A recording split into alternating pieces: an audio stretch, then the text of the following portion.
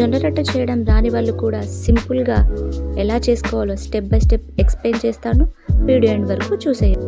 ముందుగా స్టవ్ పైన 3 to 4 glasses of water తీసుకొని అది ఫుల్గా బాయిల్ అయ్యేంత వరకు ఉంచుకోవాలి. తర్వాత కొంచెం పిండి తీసుకొని అందులో ఆ హాట్ వాటర్ని కలుపుకొని కొంచెం కొంచెంగా పిండి మొత్తం కలిసే విధంగా మొత్తం కలుపుకుంటూ ఉండాలి. అలా కొంచెం కొంచెంగా వాటర్ పోసుకుంటూ కలుపుకుంటూ ఉండాలి.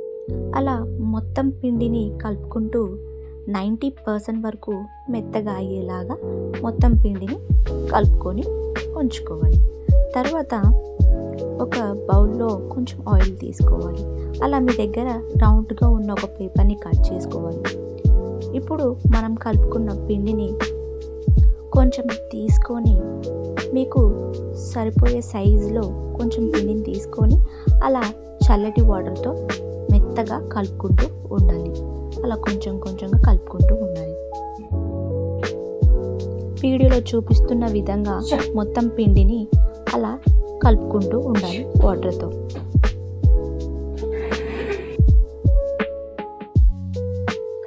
వీడియోలో చూపిస్తున్న విధంగా అలా ఉండలా చేసుకోవాలి.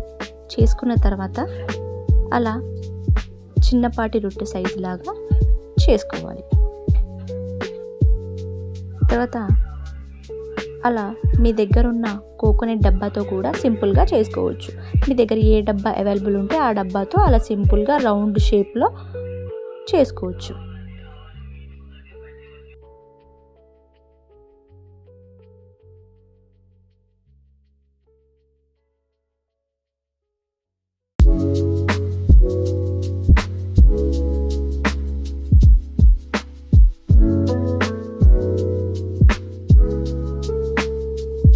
అలా రౌండ్గా సన్నగా చేసుకుంటూ ఉండాలి.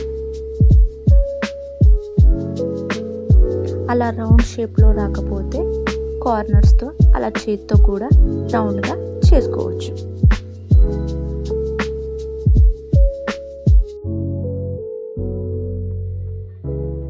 తర్వాత వేడివేడి పెనం మీద ఆ రొట్టెని వేయడం.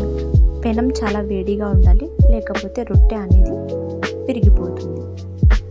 అలా ఇంకా మెత్తగా ఉండాలి, మంచిగా రావాలి రొట్టెలు అనుకుంటే రెండో సైడ్ కూడా తిప్పుకొని మంచిగా రౌండ్ షేప్లో చేసుకోవాలి అలా చేతితో. తర్వాత ఆ రొట్టెని పెనం పైన వేసేయాలి.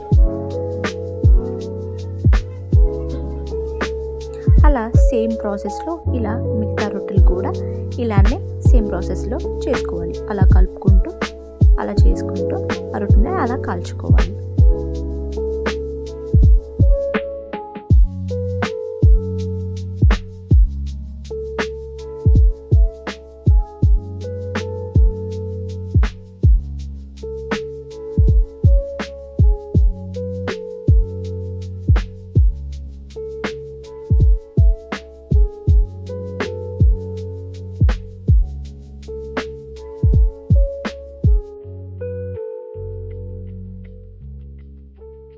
అన్ని రొట్టెలు సేమ్ ప్రాసెస్లో చేసుకుంటూ ఉండాలి, కాల్చుకుంటూ ఉండాలి. ఈ వీడియో కానీ మీకు నచ్చితే లైక్ చేయండి, సబ్స్క్రైబ్ చేయండి.